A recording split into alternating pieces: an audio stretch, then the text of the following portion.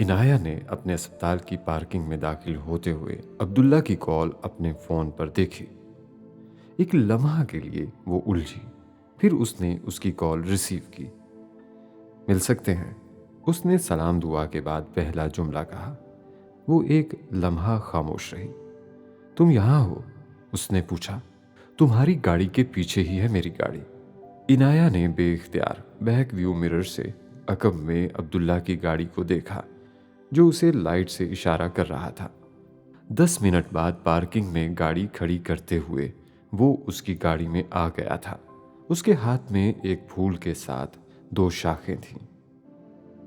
عنایہ نے کچھ کہے بغیر اسے دیکھا، پھر وہ تھام لی۔ وہ فون پر پہلے ہی احسن اور عائشہ کے ساتھ ہونے والی ملاقاتوں کے بارے میں اسے بتا چکا تھا۔ I'm sorry، اس نے کہا۔ اس کی ضرورت نہیں، عنایہ نے جواباً کہا۔ میں نے اسپتال میں ڈاکٹر احسن کی امامت میں نماز چھوڑ دی۔ عنایہ نے چونک کر اسے دیکھا۔ میں نے اسے بتا دیا کہ اپنی بیوی کے ساتھ ایسا سلوک کرنے والا شخص امام کا اہل نہیں۔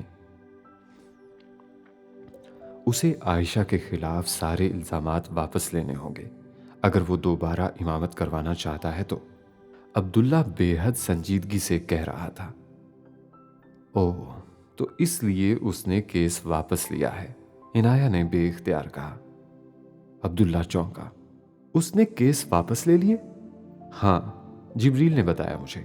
اس نے ایک معذرت کا خط بھی لکھا ہے عائشہ کے نام، عنایہ نے مزید بتایا۔ یہ سب بیکار ہے، اب وہ بہت زیادہ نقصان کر چکا ہے۔ عائشہ کا نہیں، اپنا۔ عبداللہ کے لہجے میں افسردگی تھی۔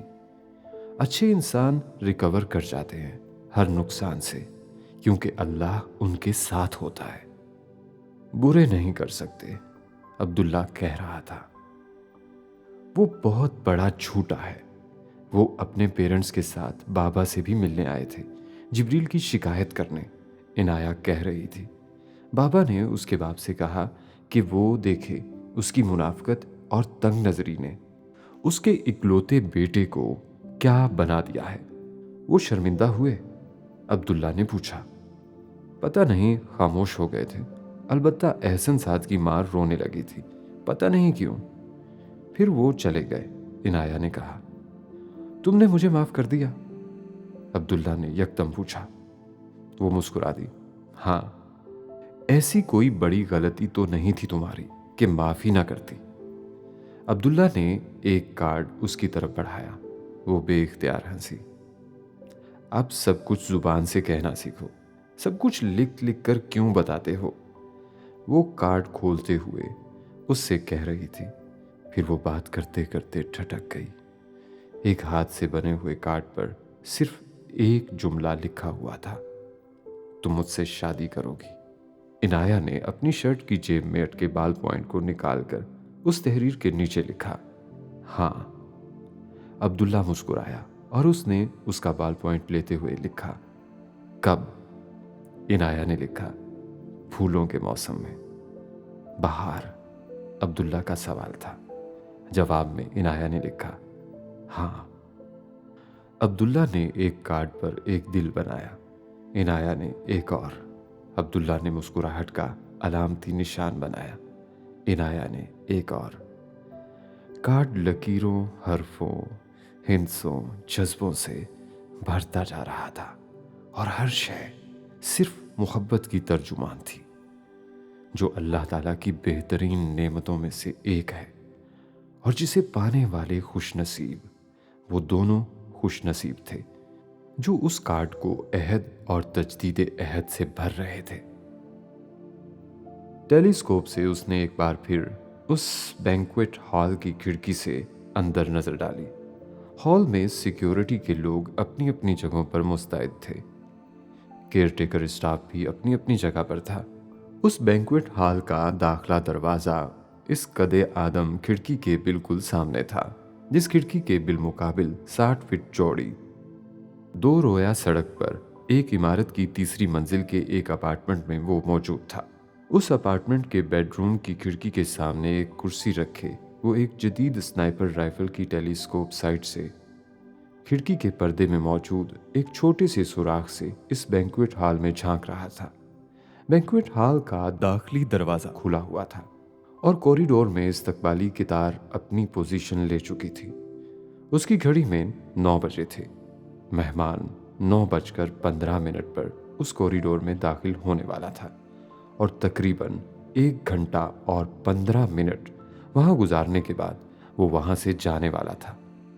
मेहमान के उस होटल में पहुंचने से लेकर उसकी रवानगी के बाद तक तकरीबन 1.5 घंटा के लिए हर तरह का मुवासलाती राब्ता जाम होने वाला था। ये सिक्योरिटी के हाई अलर्ट की वजह से था। 1.5 घंटा के लिए वहां सेल फोन और मुतल्लिका कोई डिवाइसेस काम नहीं कर सकती थीं, लेकिन वो एक प्रोफेशनल टारगेट किलर था। इससे पहले भी इसी तरह के हाई अलर्ट्स में कामयाबी से काम करता रहा था।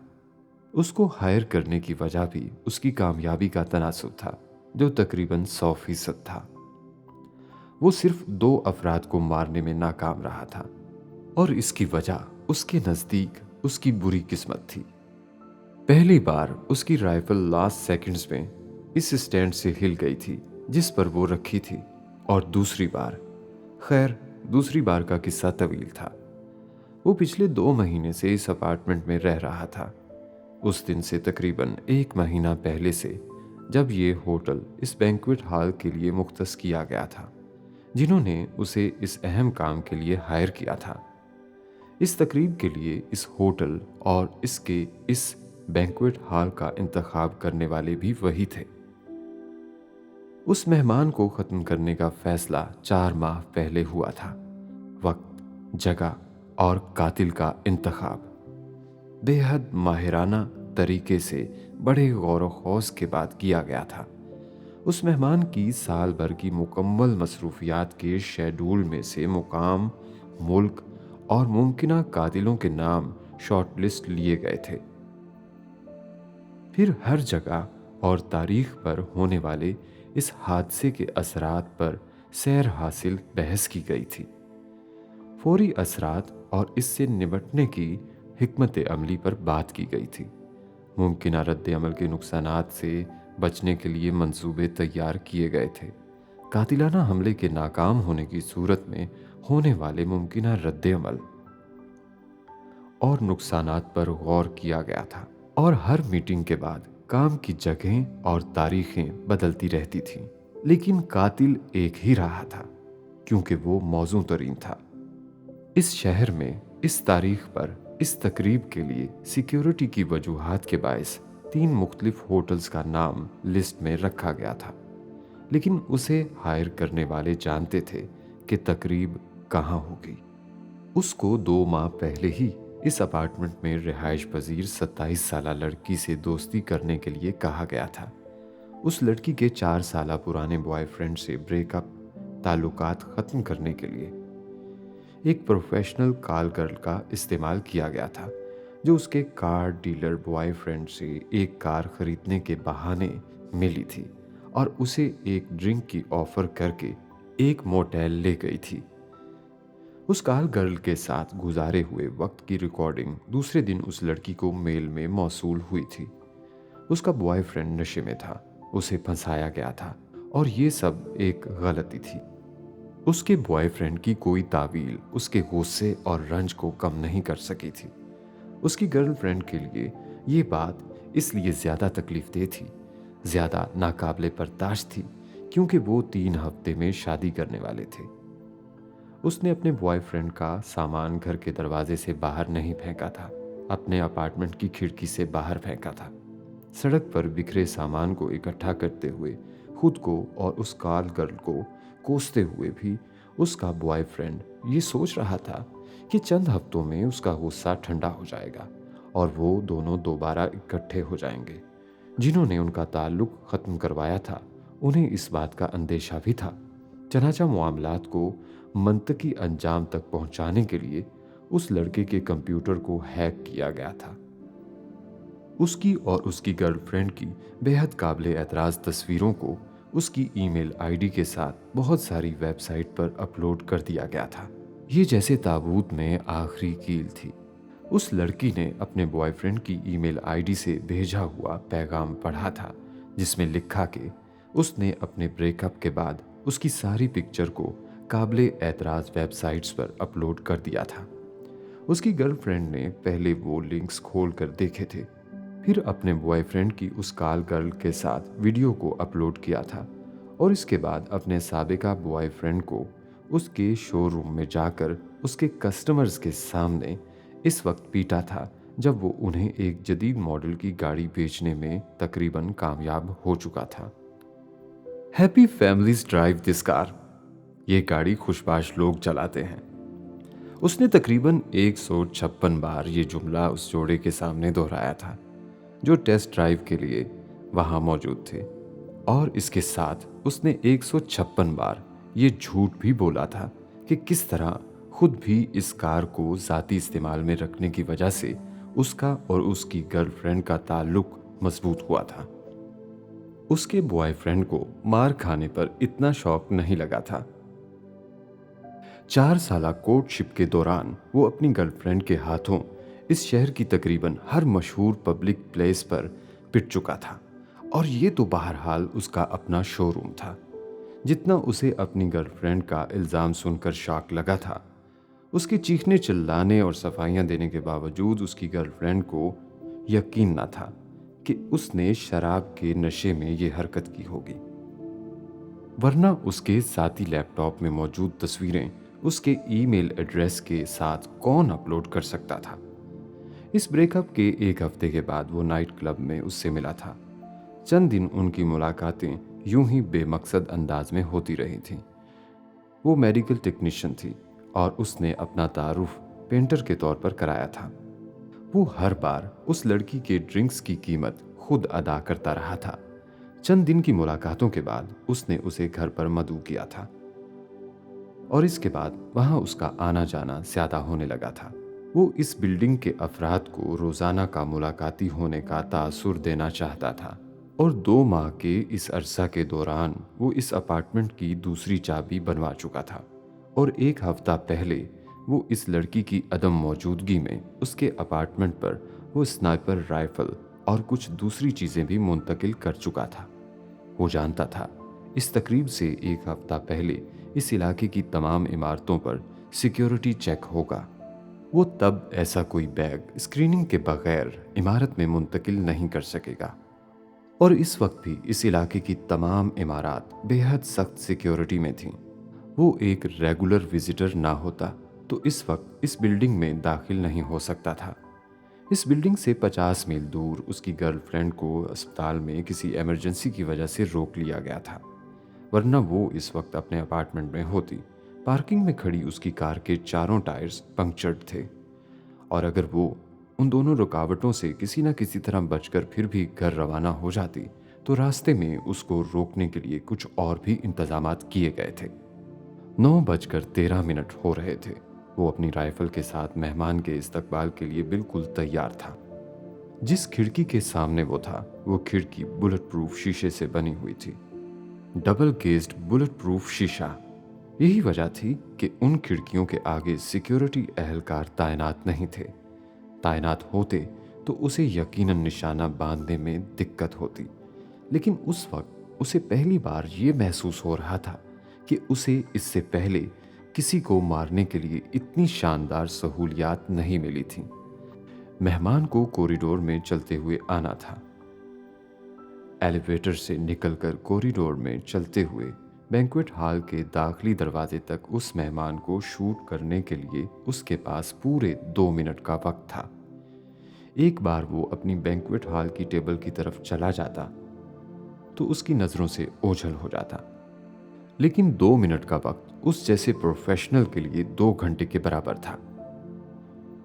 उस बैंक्वेट हॉल की खिड़कियां बुलेट प्रूफ थीं, सिर्फ उस खिड़की के सिवा जिसके सामने वो था। 3 हफ्ते पहले बज़ाहिर एक इत्तफाकी हादसे में इस खिड़की का शीशा तोड़ा गया था। उसे तब्दील करवाने में 1 हफ्ता लगा था, और तब्दील किया जाने वाला शीशा नाकिस था। ये सिर्फ वही लोग जानते थे जिन्होंने ये मंसूबाबंदी की थी। स्टेज तैयार था और उस पर वो फनकार आने वाला था जिस के लिए ये ड्रामा तैयार किया जा रहा था। बीवी को क्यों मारा? एक बड़े आदमी के साथ उसके नाजायज ताल्लुकात थे। फिर मुझे पता चला कि जिसे मैं अपनी बेटी समझता था वो भी उसकी बेटी थी। फिर बस बर्दाश्त नहीं कर सका मैं गैरतमंद था, उसे भी कत्ल कर दिया। बाकी औलाद को भी पता नहीं वो भी मेरी थी या नहीं। CNN पर गुलाम फरीद के साथ होने वाला वो इंटरव्यू इंग्लिश सबटाइटल्स के साथ चल रहा था और दुनिया के तमाम बड़े चैनल्स इस वक्त उस इंटरव्यू को ब्रेकिंग न्यूज़ के तौर पर पेश कर रहे थे। सिर्फ 10 मिनटों में दुनिया भर में सालार सिकंदर और SIF एक बार फिर जुबान ज़देआम होने वाले थे। और इस बार ये शोहरत नहीं, रुसवाई थी जो उस खानदान के हिस्से में आने वाली थी। वो बड़ा आदमी कौन था? इंटरव्यूअर ने गुलाम फरीद से अगला सवाल किया।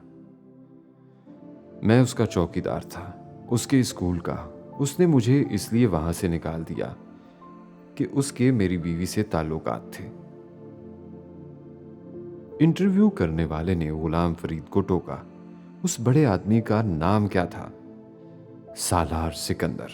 गुलाम फरीद ने बेहद रवानी से कहा। दुनिया भर की टीवी स्क्रीन्स पर ऐन इसी लम्हे सालार सिकंदर की तस्वीर नमूदार हुई थी और फिर उसके चंद लम्हे बाद रईसा सालार की। बैक वक्त एक ही जैसी तस्वीरें। वो CIA का स्टिंग ऑपरेशन नहीं था, वो उन्होंने पूरी कुव्वत और ताकत से मगरबी इंटेलिजेंस एजेंसीज के इश्तराक से दुनिया के कामयाब तरीन इस्लामी मालियाती निज़ाम के बानी और SIF की बुनियादों पर दिन दहाड़े हमला किया था। गुलाम फरीद, तुम क्या चाहते हो? इंटरव्यू लेने वाला अब उससे पूछ रहा था। गुलाम फरीद एक लहजा के लिए रुका, फिर उसने कहा, सालार सिकंदर के लिए फांसी की सजा। नैरोबी के इस 5 स्टार होटल में होने वाली तकरीब अफ्रीका की तारीख के यादगार तरीन लम्हों में से एक थी।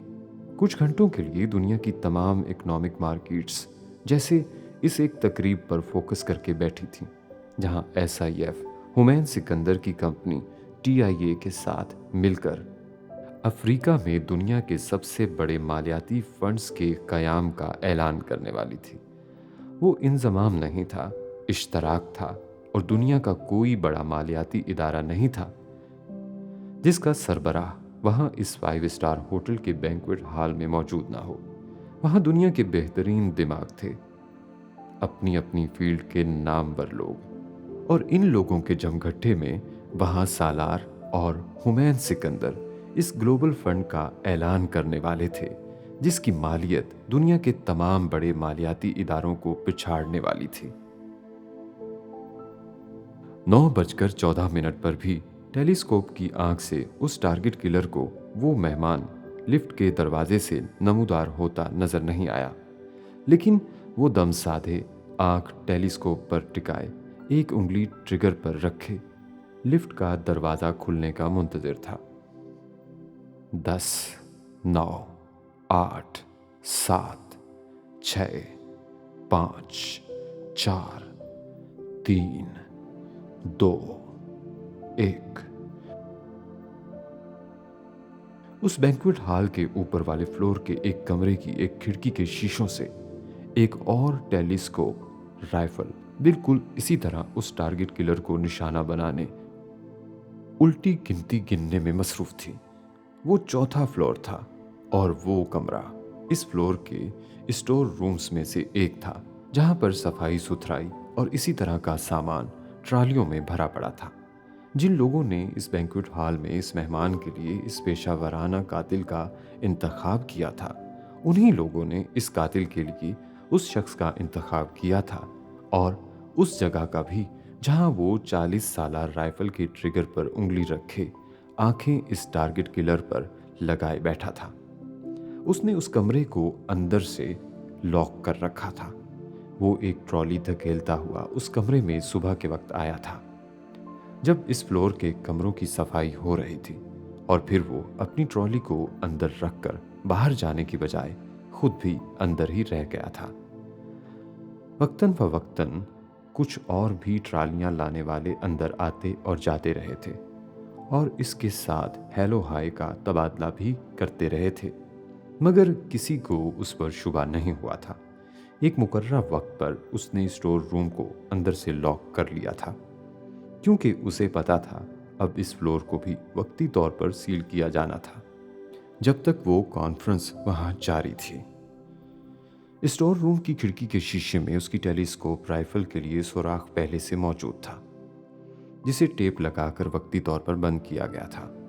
उसने टेप हटाने से पहले एक दूसरी टेलीस्कोप से सड़क के पास उस इमारत के उस फ्लैट की उस खिड़की को देखकर वक्त का अंदाजा लगाया। अभी बहुत वक्त था और उसकी खिड़की से इस पेशावर कातिल की खिड़की का मंजर बेहद जबरदस्त था। वो पहला फायर मिस भी कर जाता तो भी कातिल उसकी रेंज में रहता, भागते हुए भी, खिड़की से हटने की कोशिश के दौरान भी। उन्होंने जैसे उसके लिए हलवा बना दिया था। उसे यकीन था उस खिड़की में घात लगाने के बाद उस पेशावर कातिल ने उस होटल के ऊपर नीचे के हर फ्लोर की खिड़कियों को अपनी टेलीस्कोप राइफल से एक बार जैसे खोजा होगा। कहीं कोई गैर मामूली हरकत या शख्स को ट्रेस करने की कोशिश की होगी। वो टेलीस्कोप राइफल खिड़की के शीशे से लगाकर बैठता, खुद उसकी नजर में ना आता तब भी उसकी राइफल की नाल उसकी नजर में आ जाती, इसलिए आखिरी मिनटों तक वो खिड़की के पास नहीं गया था। उसे इस पेशावर कातिल पर एक पहला और आखिरी कारगर शूट फायर करने के लिए घंटे चाहिए भी नहीं थे। वो बेहद करीबी रेंज में था और अब बिल्कुल आखिरी लम्हों में उसने बिलाखिर राइफल को उस सुराख में टिकाया था। उसे इस पेशावर कातिल को इस वक्त मारना था जब वो फायर कर चुका होता।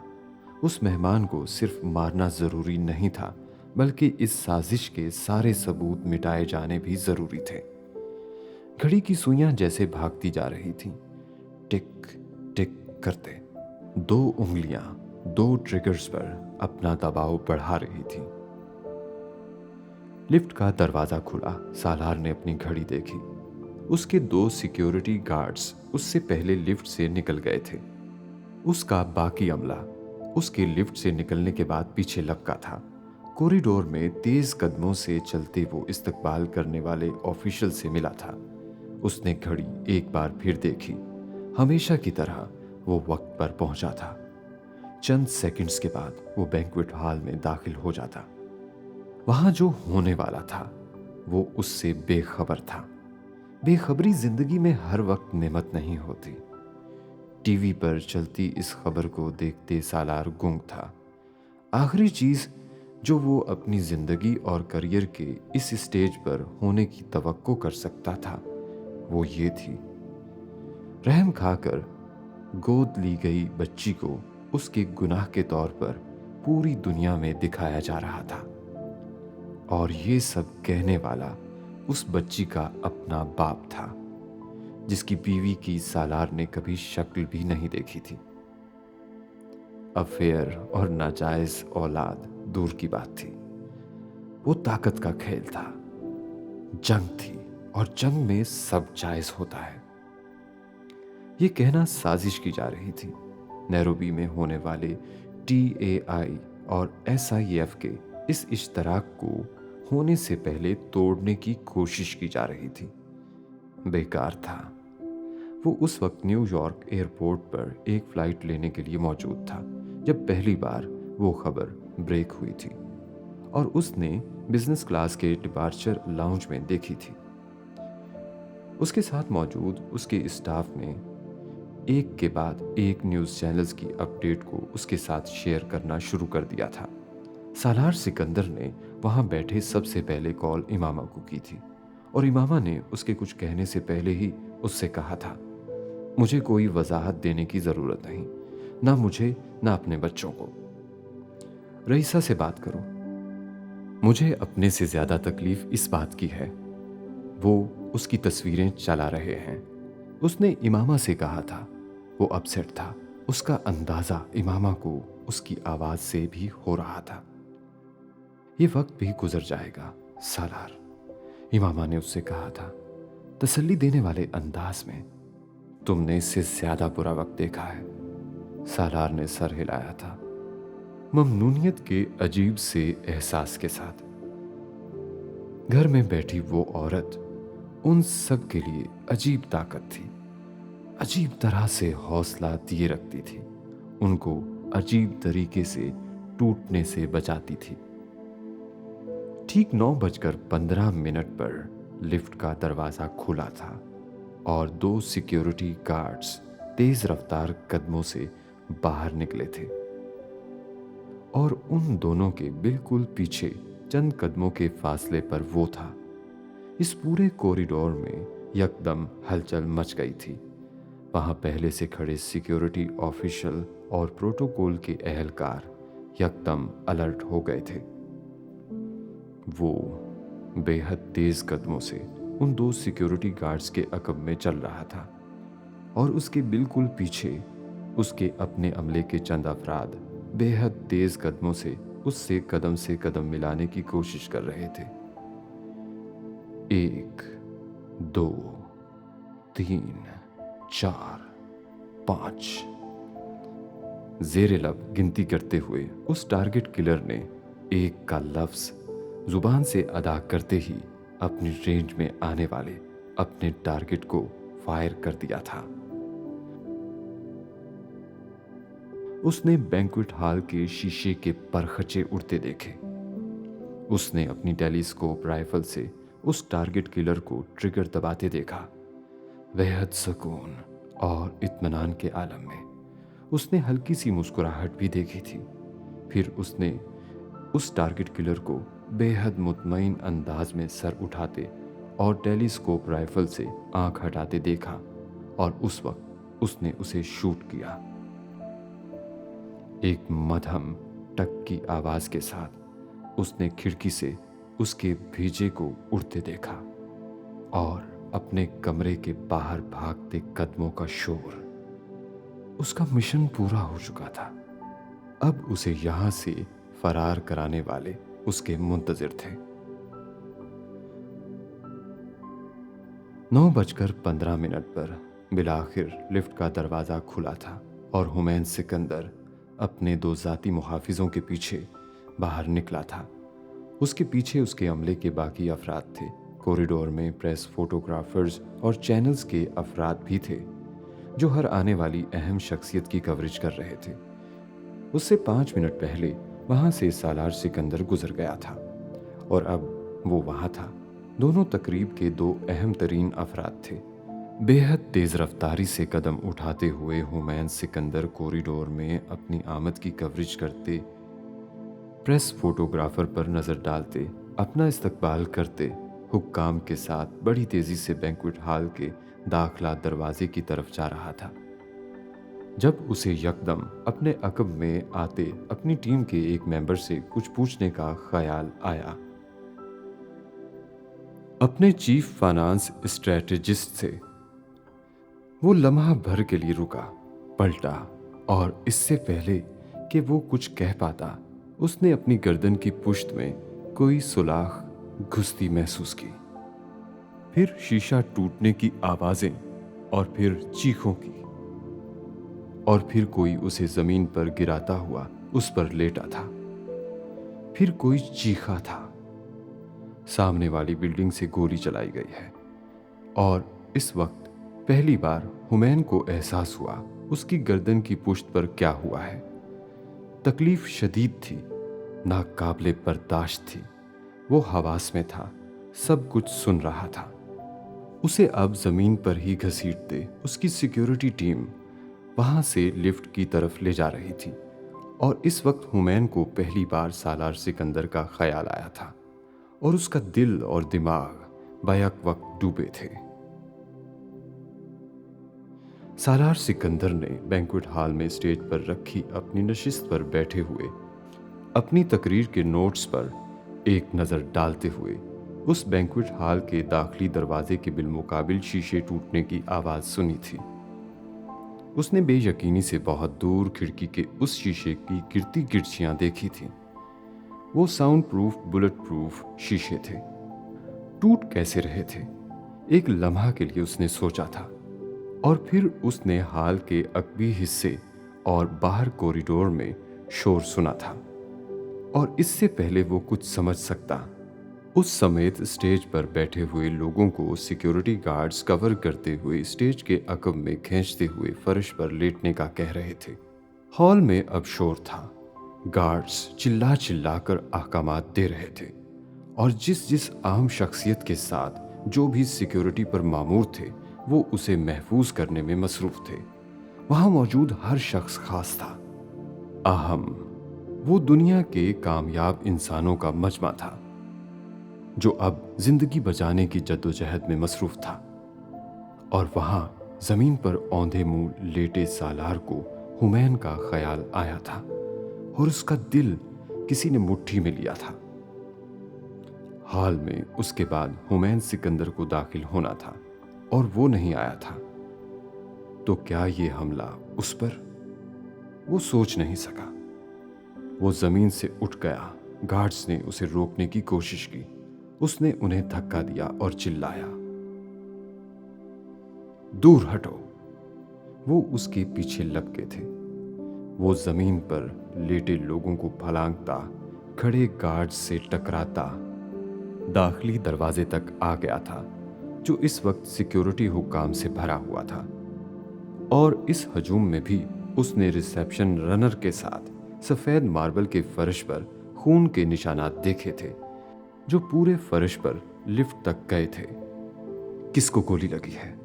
उसने अपने सर्द होते वजूद के साथ वहां एक सिक्योरिटी ऑफिशियल का कंधा पकड़कर पूछा।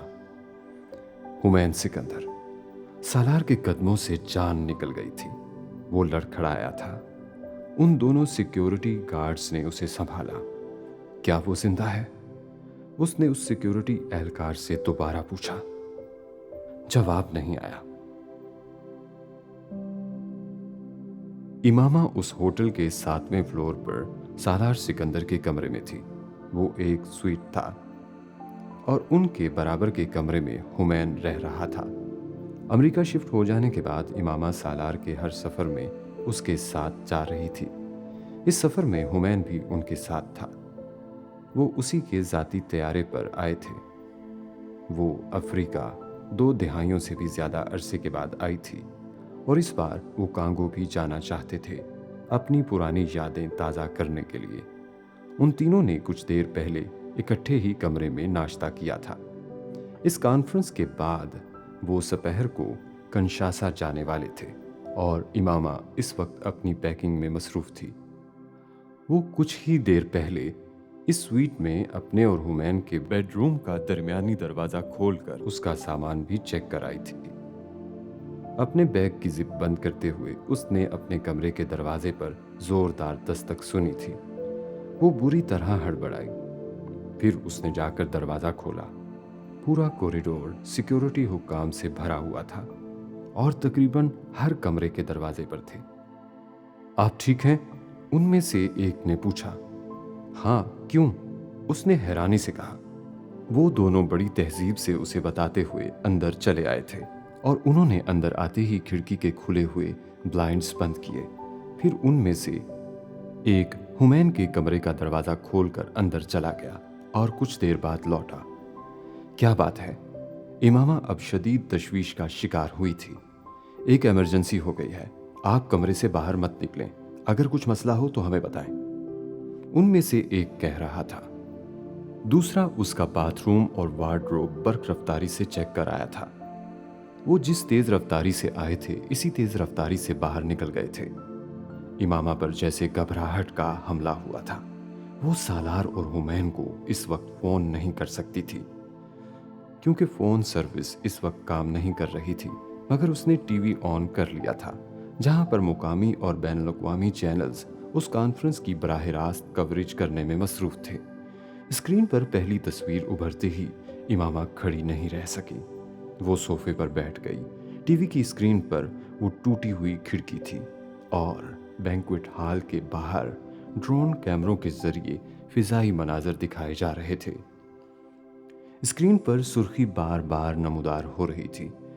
جو اس گلوبل کانفرنس پر ہونے والے حملے اور فائرنگ کی خبر کی بریکنگ نیوز کی طرح سے چلا رہے تھے، مگر وہ نیوز نہیں تھی جس نے امامہ کو بدحواس کیا تھا۔ وہ دوسرا ٹکر تھا جو بار بار آ رہا تھا۔ TAI کے سربراہ ہمین سکندر اس حملے میں شدید زخمی۔ امامہ کو لگا اسے سانس آنا بند ہو گیا ہے۔ اس نے اٹھنے کی کوشش کی، وہ اٹھ نہیں سکی۔ اس نے چیخنے کی کوشش کی تھی، مگر وہ چیخ بھی نہیں سکی۔ افریقہ اس کے لیے منحوس تھا۔ اس نے سوچا تھا، اور اپنے کمرے کے دروازے پر اس نے دھڑ دھڑاہٹ سنی، اور پھر اس نے ہمین سکندر کے کمرے کا دروازہ کھلتے دیکھا۔ وہ افریقہ کی تاریخ کا شادگار ترین دن تھا، جب کئی سالوں کے بعد تاریخ ایک بار پھر دہرائی جا رہی تھی۔ بینکویٹ ہال میں تمام وفود ایک بار پھر اپنی سیٹوں پر براجمان تھے۔ خوف و ہراس کی ایک عجیب سی فضا میں بے حد ناخوشگوار مگر کانفرنس جاری تھی، منسوخ نہیں ہوئی تھی۔ اس کھڑکی کا وہ شیشہ اسی طرح ٹوٹا ہوا تھا، مگر اب سامنے والی بلڈنگ سیکیورٹی حکام کے حصار میں تھی۔ کانفرنس 1 گھنٹے کی تاخیر سے اب دوبارہ شروع ہونے جا رہی تھی۔ سالار سکندر اور ہمین دونوں امامہ کے کمرے میں تھے۔ میڈیکل ٹیم ہمین کو فرسٹ ایڈ دے چکی تھی، اور فرسٹ ایڈ دینے کے دوران انہیں پتا چلا تھا کہ گولی اس کی گردن میں نہیں گھسی تھی۔ وہ اس کی گردن کی پشت پر رگڑ کھاتی اور جلد اور کچھ گوشت اڑاتے ہوئے گزر گئی تھی۔ اس کی گردن پر 3 انچ لمبا اور آدھا انچ گہرا ایک زخم بناتے ہوئے۔ میڈیکل ٹیم نے اس کی بینڈیج کر دی تھی اور پین کلر لگا کر اس کے زخم کو کچھ دیر کے لیے سن کیا تھا تاکہ وہ کانفرنس اٹینڈ کر سکے۔ اسے خون چڑھانا تھا، لیکن وہ فوری طور پر اس کے لیے تیار نہیں ہوا تھا۔ اس وقت اس کے لیے اہم ترین چیز اس کانفرنس ہال میں دوبارہ بیٹھنا تھا۔ ان لوگوں کو دکھانا تھا کہ وہ اسے گرا نہیں سکے، ڈرا بھی نہیں سکے۔ سالار سکندر اس سے پہلے کمرے سے نکلا تھا، اور اب کپڑے تبدیل کرنے کے بعد ہمین سکندر امامہ سے گلے مل رہا تھا۔ امامہ نے اسے روکنے کی کوشش نہیں کی تھی۔ وہ سالار سکندر کا بیٹا تھا، اسے کون روک سکتا تھا؟ اس نے صرف اسے گلے لگایا تھا، ماتھا چوما اور دروازے پر رخصت کر دیا تھا۔ اس لفٹ کا دروازہ 10:40 پر ایک بار پھر کھلا تھا۔ اس بار ہمین سکندر کے ساتھ سیکیورٹی کا کوئی اہلکار نہیں تھا، صرف اس کے اپنے اسٹاف کے لوگ تھے۔ اس کے لفٹ سے کوریڈور میں قدم رکھتے ہی وہاں تالیوں کا شور گونجنا شروع ہوا تھا۔ وہ پریس، فوٹوگرافرز اور اس کوریڈور میں کھڑے سیکیورٹی اہلکار تھے جو اسے اس دلیری کی داد دے رہے تھے جو وہ دکھا رہا تھا۔ لمبے ڈگ بھرتے ہوئے اس نے ٹوٹے شیشے والی اس کھڑکی کو بھی دیکھا جو ہال کے داخلی دروازے کے بالکل سامنے ایک عجیب سا منظر پیش کر رہی تھی، اگرچہ اس کے سامنے اب سیکیورٹی اہلکاروں کی ایک قطار تھی۔ تیز قدموں سے لمبے ڈگ بھرتا ہمین سکندر جب ہال میں داخل ہوا تو ہال میں تالیاں بجنی شروع ہوئی تھیں۔ پھر وہاں بیٹھے وفود اپنی اپنی سیٹوں سے کھڑے ہو گئے تھے۔ ہمین سکندر مسکراتا، سر کے اشارے سے ان تالیوں کا جواب دیتا اسٹیج کی طرف بڑھ رہا تھا۔ اسٹیج پر بیٹھے ہوئے لوگ آہستہ آہستہ کھڑا ہونے شروع ہوئے تھے، اور پھر ہمین نے سالار سکندر کو کھڑا ہوتے دیکھا تھا۔ ہمین چلتے چلتے رک گیا تھا۔ وہ اس کے باپ کی طرف سے اس کی تعظیم تھی جو اسے پہلی بار دی گئی تھی۔ ایک لمحہ ٹھٹکنے کے بعد ہمین سکندر نے اسٹیج کی سیڑھیاں چڑھنا شروع کر دیا تھا۔ دنیا بھر کے ٹی وی چینلز وہ مناظر دکھا رہے تھے۔ دلیری کا ایک مظاہرہ وہ تھا جو دنیا نے کئی سال پہلے اسی افریقہ میں سالار سکندر کے ہاتھوں دیکھا تھا۔ جرت کا ایک مظاہرہ یہ تھا جو آج اسی افریقہ میں وہ ہمین سکندر کے ہاتھوں دیکھ رہے تھے۔ اسٹیج پر اب TAI اور SIF کے دونوں سربراہان مل رہے تھے اور اس میمورنڈم پر دستخط کر رہے تھے جس کے لیے وہ وہاں آئے تھے اور پھر اس کے بعد ہمین سکندر نے تقریر کی تھی۔ اس نے اسی آخری خطبے سے اپنی تقریر کا آغاز کیا تھا جس کا حوالہ کئی سال پہلے اس کے باپ نے افریقہ کے اسٹیج پر دیا تھا۔ بڑی بابرکت ہے وہ ذات جس کے ہاتھ میں ہے بادشاہی، اور وہ ہر چیز پر پوری طرح قادر ہے۔ اس نے سورہ ملک کی آیات سے تقریر کا آغاز کیا۔ وہ ذات جس نے پیدا کیا موت اور زندگی کو تاکہ آزمائش کرے تمہاری کہ کون تم میں سے زیادہ اچھا ہے عمل میں، اور وہ زبردست ہے بے انتہا اور معاف فرمانے والا بھی۔ اس حال میں ایسی خاموشی تھی کہ سوئی بھی گرتی تو اس کی آواز آتی۔ بے شک اللہ تعالیٰ ہر چیز پر قادر ہے، وہ کن کہتا ہے تو چیزیں ہو جاتی ہیں، جو دشمنوں کی چالیں انہی پر الٹا دیتا ہے۔ کئی سال پہلے SIF نے سود کے خلاف اپنی پہلی جدوجہد افریقہ سے شروع کی تھی۔ یہ وہ زمین تھی جس پر میرے باپ نے ایک سودی نظام کے اعلی کار کے طور پر کام کرتے ہوئے سود کے خلاف کام کرنے کا فیصلہ کیا تھا۔ اس سود کو جسے آخری خطبے میں نبی آخر الزماں صلی اللہ علیہ وآلہ وسلم نے حرام قرار دیا تھا، اور اس آخری خطبے میں یہ صرف سود نہیں تھا جس کے خاتمے کا فیصلہ کیا تھا، یہ مساوات بھی تھی جس کا حکم دیا گیا تھا۔ انسانوں کو ان کے رنگ، نسل، خاندانی نام و نسب کی بجائے صرف ان کے تقوی اور پارسائی پر جانچنے کا۔ SIF اور TAI آج اسی مشن کو آگے بڑھانے کے لیے دنیا کے سب سے بڑے گلوبل فنڈ کا قیام عمل میں لایا ہے۔ وہ بات کر رہا تھا اور پوری دنیا سن رہی تھی۔ وہ آخری نبی صلی اللہ علیہ وآلہ وسلم کا حوالہ دیتا ہوا بات کر رہا تھا، اور وہ پھر بھی سننے پر مجبور تھے، کیونکہ وہ باعمل بہترین مسلمان تھے جن کے قول و فعل میں دنیا کو تضاد نظر نہیں آ رہا تھا، جو طاقتور تھے تو دنیا ان کے دین کو بھی عزت دے رہی تھی، اور اس دین کے پیغمبر کو بھی۔ وہ ایک گولی جو دنیا کی تاریخ بدلنے آئی تھی، وہ کاتب تقدیر کے سامنے بے بس ہو گئی تھی۔ تاریخ ویسے ہی لکھی جا رہی تھی جیسے اللہ تعالیٰ چاہتا تھا، اور وہی لکھ رہے تھے جن کو اللہ تعالیٰ نے منتخب کیا تھا۔ بے شک طاقت کا سرچشمہ اللہ ہی کی ذات ہے، جس کی محبت وہ آب حیات ہے جو زندگی کو دوام بخشتا ہے، اس دنیا سے اگلی دنیا تک۔ رئیسہ سالار صرف ایک سوال کا جواب چاہتی تھی اپنے باپ سے، صرف ایک چھوٹے سے سوال کا۔ اس نے اس کی فیملی کو کیوں مار ڈالا تھا، اور اگر انہیں مار ڈالا تھا اور اسے کیوں چھوڑ دیا تھا، یا اس کی زندگی اس کے باپ کی چوک کا نتیجہ تھی؟ سوالات کا ایک انبار تھا جو وہ اس سے کرنا چاہتی تھی۔ اس نے ویٹنگ ایریا میں بیٹھے اپنی سلگتی آنکھوں کو ایک بار پھر مسلا۔ وہ پتہ نہیں کتنی راتوں سے سو نہیں پائی تھی۔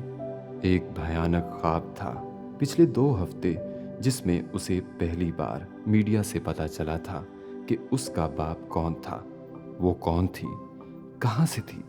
وہ سالار سکندر اور امامہ ہاشم کی بیٹی نہیں تھی، وہ یہ جانتی تھی، لیکن اسے ہمیشہ یہی بتایا گیا تھا کہ وہ سالار کے ایک دوست کی بیٹی تھی جو ایک حادثہ میں اپنی بیوی سمیت ہلاک ہو گیا تھا، اور پھر سالار نے اسے اڈاپٹ کر لیا، مگر اب اس کی زندگی میں اچانک فرید آ گیا تھا۔ جیسے ٹی وی دیکھتے ہوئے بھی اس کا ذہن اس سے کسی بھی رشتہ سے انکاری تھا، مگر اس سے کوئی فرق نہیں پڑتا تھا۔ وہ حقیقت کو جھٹلا نہیں سکتی تھی۔ وہ سب اس بھونچال میں اس کے پاس آ گئے تھے، ہمین، جبریل، عنایہ، امامہ، سالار اور حشام بھی۔ اسے یہ بتانے کے انہیں فرق نہیں پڑتا کہ وہ کون تھی، کیا تھی۔ وہ ان کے لیے رئیسہ تھی، وہ پہلے والی رئیسہ۔ وہ ان سب کی شکر گزار تھی، ممنون تھی، احسان مند تھی، اور اس نے ان سب کو یہ احساس دلایا تھا کہ وہ بالکل ٹھیک تھی، مگر وہ ٹھیک نہیں تھی۔ اندر ہونے والی توڑ پھوڑ بے حد تھی، اس لیے بھی کہ وہ اس خاندان کی ذلت اور رسوائی کا سبب بن رہی تھی، جنہوں نے اس پر رحم کھاتے ہوئے اس کو پالا تھا۔ اسے ایک لہجہ بھر کے لیے بھی سالار سکندر پر اپنے باپ کے لگائے ہوئے الزامات کے جھوٹا ہونے میں کوئی شک نہیں ہوا تھا، اور اس کے یہاں آنے کی وجہ بھی وہی الزامات بنے تھے۔ وہ کسی کو بتائے بغیر صرف اپنے تعلقات کو استعمال کرتے ہوئے یہاں تک آنے میں کامیاب ہوئی تھی، اپنے خاندان کو بے خبر رکھتے ہوئے۔ غلام فرید جیل کے ایک اہلکار کے ساتھ اس کمرے میں داخل ہوا تھا جہاں وہ بیٹھی ہوئی تھی۔ دونوں نے خاموشی سے ایک دوسرے کو دیکھا، پھر وہ جیل اہلکار وہاں سے چلا گیا۔ غلام فرید کچھ نروس انداز میں اسے دیکھ رہا تھا۔ وہ کئی لمحے اسے دیکھتی رہی، پھر اس نے مدھم آواز میں کہا، آپ نے مجھے پہچانا؟ نہیں۔ ایک لہجہ کی تاخیر کے بعد فرید نے کہا، میں آپ کی سب سے چھوٹی بیٹی ہوں، جسے مارنا بھول گئے تھے آپ۔ وہ طنز نہیں، تعارف تھا، اور اس کے علاوہ اپنا تعارف کسی اور طرح سے نہیں کروا سکتی تھی وہ۔ چننی۔ بہت دیر سے غلام فرید اس کا چہرہ دیکھتے رہنے کے بعد بے ساختہ بڑبڑایا تھا۔ رئیسہ نے ہونٹ بھیج لیے، اس کی آنکھیں پانی سے بھر گئی تھیں۔ اس کے باپ نے اسے پہچان لیا تھا۔ وہ اب اس کا وہ نام یاد کرنے کی کوشش کر رہا تھا جو اس نے لکھوایا تھا، پر یاد نہیں کر سکا۔ اس نے چننی کو ایک بار پھر دیکھا، بغور دیکھا۔ وہ میم صاحب لگ رہی تھی، اپنی سانولی رنگت کے باوجود۔ اس کی بیٹی تو نہیں لگ رہی تھی۔ وہ جانتا تھا اس کی آخری اولاد کی پرورش سالار سکندر نے کی تھی، یہ اسے لوگوں نے بتایا تھا۔ وہ بار بار اسے بہت کچھ یاد کروانے اور بار بار دہرانے کے لیے آئے تھے۔ اسے چننی کو دیکھ کر اپنی بیوی یاد آئی تھی، نیلی جینز اور سفید شرٹ میں، بال ایک جوڑے کی شکل میں لپیٹے، گلاسز آنکھوں پر لگائے، گلے میں ایک باریک چین میں لٹکتا اللہ کے نام کا لاکٹ پہنے، کلائی میں ایک قیمتی گھڑی پہنے۔ اس کے سامنے ایک کرسی پر ٹانگ رکھے چننی نے اس سے اس کی بیوی کی، جو چننی کی ماں تھی، کی یاد دلائی تھی۔ اس کے نین نقش ویسے ہی تھے، سارے حلیے میں صرف نین نقش ہی تھے جو وہ پہچان پایا تھا، اور نہ وہ بیمار رہنے والی لاغر، کمزور اور ہر وقت روتی ہوئی چننی ایسے کیسے بن گئی تھی کہ اس کے سامنے بیٹھے غلام فرید کو اس کے سامنے اپنا وجود کم تر لگنے لگا تھا۔ پر پتہ نہیں، اپنی ایک بچ جانے والی اولاد کو ایسے اچھے حلیے میں دیکھتے ہوئے غلام فرید کو ایک عجیب سی خوشی بھی ہوئی تھی۔ وہ اس لمحے بھول گیا تھا کہ وہ اپنی اس اولاد پر ناجائز اولاد کا لیبل لگا رہا تھا۔ برسوں بعد اس نے کوئی اپنا دیکھا تھا، اور اپنا دیکھ کر وہ پھر بھول گیا۔ ایک لفافے میں موجود کچھ کھانے پینے کی چیزیں اس نے باغ کی طرف بڑھاتے ہوئے کہا، یہ میں آپ کے لیے لائی ہوں۔ غلام فرید نے عجیب حیرت سے اس لفافے کو دیکھا اور پھر کانپتے ہوئے ہاتھوں سے اسے تھام لیا۔ وہ سارے سوالات جو وہ غلام فرید سے کرنا چاہتی تھی ایک دم توڑتے چلے گئے تھے۔ وہ نحیف و نزار شخص جو اس کے سامنے اپنی زندگی کی آخری سیڑھی پر کھڑا تھا، اس سے وہ سوال جواب کرنا بیکار تھا۔ اسے اس پر ترس آ گیا تھا۔ وہ اسے اب کسی کٹہرے میں کھڑا نہیں کرنا چاہتی تھی۔ غلام فرید نے گلاسز اتار کر اپنی آنکھیں صاف کرتی ہوئی اس لڑکی کو دیکھا جس نے کچھ دیر پہلے اس سے اپنا تعارف کرایا تھا۔ تم پڑھتی ہو؟ اس نے پوچھا عجیب سے انداز میں۔ رئیسہ نے سر اٹھا کر غلام فرید کا چہرہ دیکھا، پھر سر ہلایا۔ غلام فرید کا چہرہ چمکا۔ زیادہ پڑھنا۔ رئیسہ کی آنکھوں میں نمی پھر اتری۔ میں اور تمہاری ماں سوچتے تھے کبھی پڑھائیں گے بچوں کو زیادہ۔ اور غلام فرید نے یادوں کے کسی دھندلکے کو لفظوں میں بدلا، پھر چپ ہو گیا۔ صاحب کو میرا شکریہ کہنا اور دوبارہ جیل مت آنا، غلام فرید نے چند لمحے بعد کہا، اور رئیسہ کی آنکھوں کی نمی اب اس کے گالوں میں پھیلنے لگی تھی۔ غلام فرید کے لیے سالار سکندر ایک بار پھر صاحب ہو گیا تھا۔ اپنی اولاد کو ایسی اچھی حالت میں دیکھ کر رئیسہ کو لگا تھا اس کا باپ شرمندہ بھی تھا۔ وہ اٹھ کر کھڑی ہو گئی، وہ بھی کھڑا ہو گیا تھا۔ پھر وہ آگے بڑھا اور اس نے رئیسہ کے سر پر ہاتھ پھیرا۔ وہ اسے گلے لگاتے ہوئے جھجکا تھا، شاید لگانا چاہتا تھا۔ وہ آگے بڑھ کر خود غلام فرید کے گلے لگ گئی۔ پھر وہ اس سے لپٹ کر بچوں کی طرح پھوٹ پھوٹ کر رونے لگا تھا، اپنے باقی بچوں اور بیوی کے ناموں کو پکارتے ہوئے۔ وہ بڑا ہلکا وجود لیے امریکہ واپس آئی تھی، اور امریکہ پہنچ کر اس نے اپنا نمبر آن کیا تھا، اور اس کا فون یکدم سارے رشتوں سے جاگنے لگا تھا۔ پیغامات کا انبار تھا اس کی فیملی کی طرف سے۔ ایئرپورٹ سے گھر تک پہنچتے پہنچتے وہ اس سب پیغام کو پڑھتی گئی تھی، نم آنکھوں کے ساتھ، ایک کے بعد ایک پیغام، اور پھر ایک آخری پیغام حشام کی طرف سے۔ بادشاہ نے تخت چھوڑ دیا تھا۔ کیوں؟ اس نے یہ نہیں لکھا تھا۔ اسے ہمین یاد آیا تھا، اس کے لفظ۔ گھر کے باہر سالار کے ساتھ ساتھ ہمین کی بھی گاڑی تھی۔ رئیسہ نے بیل بجائی۔ کچھ دیر بعد یہ سالار سکندر تھا جس نے دروازہ کھولا تھا۔ دونوں خاموشی سے ایک دوسرے کو دیکھتے رہے۔ پھر وہ آگے بڑھ کر سالار سے لپٹ گئی تھی، بالکل اسی طرح جب وہ 1.5 سال کی عمر میں اس سے لپٹی تھی اور پھر الگ نہیں ہوئی تھی۔ سالار اسے بچوں کی طرح تھپکتا رہا۔ وہ امریکہ واپس آنے سے پہلے پاکستان میں ایک پریس کانفرنس میں اپنی ولدیت کا ٹیسٹ اور غلام فرید کا بیان میڈیا کے ساتھ شیئر کر کے آئی تھی، اور ایک وکیل کے ذریعے اپنے خاندان کی واحد وارث ہونے کے طور پر اپنے باپ کو معاف کرنے کا حلف نامہ بھی۔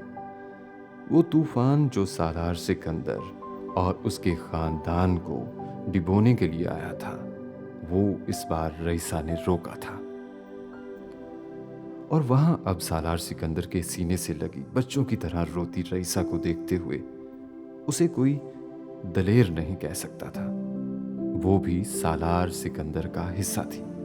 خون کا رشتہ نہ ہونے کے باوجود رحم اور مہربانی کے مضبوط ترین رشتوں سے ان کے ساتھ جوڑی گئی۔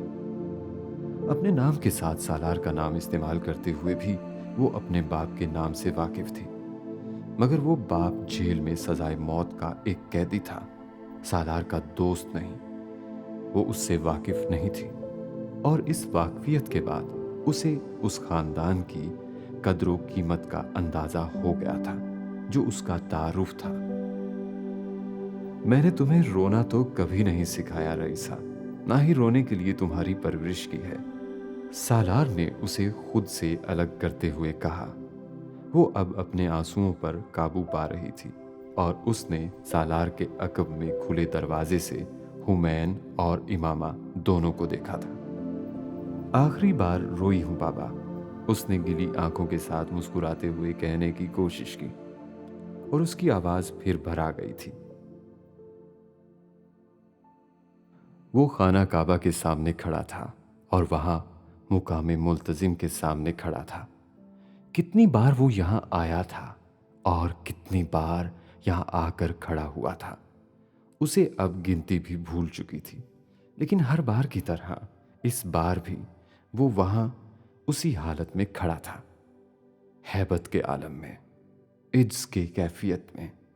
دنیا کی کوئی جگہ سالار سکندر کو مٹی نہیں کرتی تھی، صرف وہ جگہ تھی جو اسے خاک بنا دیتی تھی، اور وہ خاک بننے ہی وہاں آتا تھا، ہر بار اپنی اوقات جاننے اور اس کی یاد دہانی کے لیے۔ ہر بار جب دنیا اسے کسی چوٹی پر بٹھاتی تھی تو وہ اپنے فخر اور تکبر کو دفنانے یہاں آتا تھا۔ آج بھی آیا تھا، بلکہ بلایا گیا تھا۔ خانہ کعبہ کا دروازہ کھولا جا رہا تھا، سیڑھی لگی ہوئی تھی، اور وہ دنیا کے مختلف خطوں سے آئے ان 10 مسلمانوں میں شامل تھا جنہیں خانہ کعبہ کے اندر ہونے والی صفائی کی سعادت کے لیے چنا گیا تھا، اور یہ اعزاز اس کے حصے کسی نیکی کے عوض آیا تھا۔ یہ ابھی تک سمجھ میں اس کی نہیں آ رہا تھا۔ کرم، اور کرم تو اس پر اللہ کا ہمیشہ رہا تھا، لیکن اس کے باوجود وہ اپنے نامہ اعمال میں ایسی کوئی نیکی کھوج رہا تھا جو ایسے کرم کا باعث بنتی۔ وہ شاہی خاندان کا مہمان بن کر پچھلے سالوں میں کئی بار حج اور عمرے کی سعادت حاصل کر چکا تھا، امامہ کے ساتھ بھی، اس کے بغیر بھی، مگر یہ دعوت نامہ جو وہاں سے اس بار آیا تھا وہ سالار سکندر کو کسی اور ہی کیفیت میں لے گیا تھا۔ ایسا انعام اور اتنا انعام، ایسا کرم اور اتنا کرم، وہ خطا کار اور گناہ گار تھا۔ ایسا کیا کر بیٹھا تھا کہ وہ اسے درگزر کر رہا تھا، یوں عطا کر رہا تھا، وہ بھی جو وہم و گمان میں بھی نہ آنے والی باتیں ہوں۔ امامہ بھی وہاں تھی، ایک دوسری قطار میں، انہی افراد کی فیملیز کے ساتھ، اور اب خانہ کعبہ کے کھلتے ہوئے دروازے سے وہ سالار سکندر کو سیڑھیاں چڑھ کر اندر جاتا دیکھ رہی تھی۔ وہ اندر جانے والا آخری شخص تھا۔ معجزہ ہی تھا، وہ زندہ تھا، صحت مند، تندرست، چاق و چوبند، اس عمر میں بھی 20-22 گھنٹے کام کرتے رہنے کی سکت کے ساتھ۔ ڈاکٹرز کہتے تھے اس کی زندگی معجزہ تھی، اور اس کی ایسی صحت مند زندگی معجزے سے آگے کی کوئی شے۔ 42 سال کی عمر میں اسے ٹیومر ہوا تھا، اور اب 58 سال کا تھا۔ جو ٹیومر اسے ہوا تھا وہ 7 سے 10 سال کے اندر انسان کو ختم کر دیتا تھا، اور وہ 16 سال سے زندہ تھا۔ ہر 6 مہینے کے بعد اپنی رپورٹس کو دیکھتا تھا۔ اس کے دماغ میں موجود ٹیومر آج بھی تھا، اسی جگہ پر، اسی سائز میں، اور بس وہ رب جو سمندروں کو باندھ دیتا ہے اور انہیں ان کی حدوں سے باہر نکلنے نہیں دیتا تھا، اس کے سامنے وہ چند ملی میٹر کا ایک ناسور کیا شے تھا؟ موت، اور اس کے بیچ زندگی نہیں۔ دعائیں آ کر کھڑی ہوئی تھیں، اور سالار سکندر کو خانہ کعبہ کے اندر داخل ہوتے ہوئے بھی یہ یاد تھا کہ وہ کس کی دعاؤں کی وجہ سے وہاں آج بھی اپنے قدموں پر کھڑا تھا۔ وہ امامہ ہاشم کے علاوہ کسی اور کی دعائیں ہو ہی نہیں سکتی تھیں جو اسے زندگی بن کر یوں لگی تھیں۔ کتنے سال سے میں نے اپنے لیے کوئی دعا ہی نہیں کی، جو بھی دعا کی ہے تمہارے اور بچوں سے شروع ہو کر تم اور بچوں پر ہی ختم ہو جاتی ہے۔ جب تک مجھے اپنا آپ یاد آتا ہے مجھے دعا ہی بھول جاتی ہے۔ وہ اکثر اس سے ہنستے ہوئے کہا کرتی تھی، یوں جیسے ایک ماں اور بیوی کی پوری کہانی لکھ دیتی تھی۔ دیکھو اللہ تمہیں کہاں کہاں بلاتے ہیں، کہاں کہاں دعا کرنے کا موقع دے رہے ہیں۔ یہاں آتے ہوئے امامہ نے بڑی حسرت سے اس سے کہا تھا، اور اب خانہ کعبہ کے اندر کھڑا وہ اس سے کہنا چاہتا تھا کہ وہ اسے جہاں بھی بلاتا تھا وہ اسے ہر اس جگہ پر امامہ کو بھی یاد رکھواتا تھا، جیسے اسے جتاتا اور بتاتا ہو کہ اسے کیسے درجے والی عورت کا ساتھ عطا کیا گیا تھا۔ اس گھر کے اندر کی دنیا اور دنیا تھی۔ اس کائنات کا حصہ ہوتے ہوئے بھی وہاں کروڑوں نہیں آئے تھے، لاکھوں نہیں، ہزاروں نہیں، بس ہر صدی میں چند سو، اور ایک وہ صدی تھی جب وہاں پیغمبر صلی اللہ علیہ وآلہ وسلم آئے تھے۔ تم اندر جا کے کیا مانگو گے سالار؟ اس نے خانہ کعبہ آتے ہوئے اس سے پوچھا تھا۔ تم بتاؤ کیا مانگو؟ سالار نے جواباً اس سے پوچھا۔ پتہ نہیں، کچھ سمجھ میں ہی نہیں آ رہا۔ وہ رونے لگی اور इस दावत नामा को देखने के बाद बार बार यही हो रहा था। वो बार बार बात करते हुए रोने लगती थी, जैसे दिल भर आता हो, जैसे खुशी की हद खत्म हो जाती हो। तुम सारे सतूनों को हाथ लगा कर आना, सारी दीवारों को, उनको नबी पाक सल्लल्लाहु अलैहि वसल्लम ने भी छुआ होगा, किसी ना किसी को। फिर तुम बाहर आओगे तो सबसे पहले मैं तुम्हारे हाथ छूऊंगी, वो बच्चों जैसे अंदाज में कह रही थी। और खाना काबा के अंदर उसकी दीवारों सतूनों को आबे जमजम से धोते छूते सालार सिकंदर की समझ में आ गया था, इमामा हाशिम क्यों याद आती है ऐसी हर जगह पर, क्यों दुआ वाली हर जगह पर सबसे पहले उसके लिए दुआ करना याद आता था, क्योंकि वो इश्क़ रसूल अल्लाह सल्लल्लाहु अलैहि वसल्लम था, खालिस गर्ज के बगैर था, कुर्बानियों से गुंदा था। ये कैसे मुमकिन था? वहां से जवाब ना मिलता, बुला दिया जाता। वहां अंदर खड़े सालार सिकंदर को अपनी शादी से पहले का वो ख्वाब याद आया था, और बिल्कुल उसी वक्त बाहर हरम के सेहन में खड़ी इमामा को भी वही ख्वाब याद आया था, खाना काबा का वो खुलता दरवाज़ा जिससे उसने आज सालार को अंदर जाते देखा था। तब उस ख्वाब में उस खुलते हुए दरवाजे के अंदर वो झांक भी नहीं सकी थी।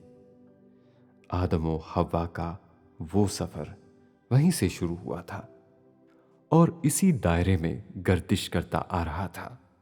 वो कल भी बख्शिश और नेमतों के तलबगार थे, आज भी इसी तरह हाथ फैलाए खड़े थे। नम आंखों के साथ इमामा ने अब सालार सिकंदर को सीढ़ियों से उतरते देखा। वो उसके पास आया तो उसकी आंखें भी नम थीं। दोनों के पास एक दूसरे से कहने के लिए अल्फाज नहीं, नम आलूद नजरें और मुस्कुराहटें थीं। बराबर में खड़े वो एक बार फिर खाना काबा के उस दरवाजे को देख रहे थे जो आहिस्ता आहिस्ता बंद हो रहा था, मगर वो जानते थे कि उनके रब की रहमत का दरवाज़ा हमेशा खुला रहने वाला था।